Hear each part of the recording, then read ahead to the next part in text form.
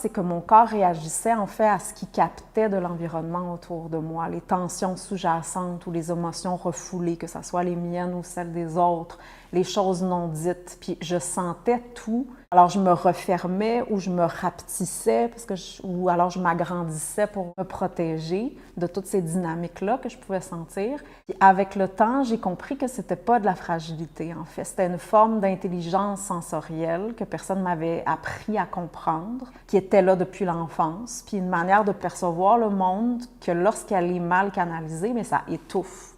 Alors que quand elle est bien guidée, mais ça devient une boussole interne puissante.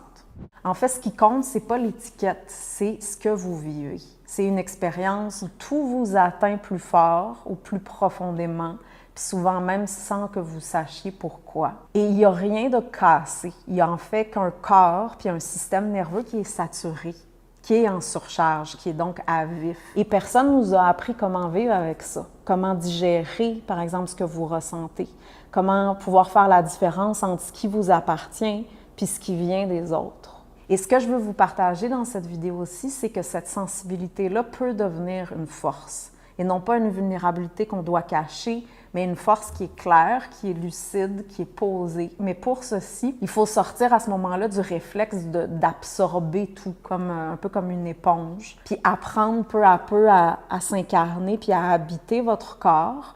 À ce moment-là, pour pouvoir arriver à discerner, à un discernement sensoriel, puis à créer de l'espace pour que ce trop-plein-là puisse se décharger, s'intégrer, puis peu à peu se remettre en circulation. Parce que le corps, il est intelligent. Donc, ce que vous ressentez, c'est pas une erreur. C'est en fait un langage qu'on comprend pas.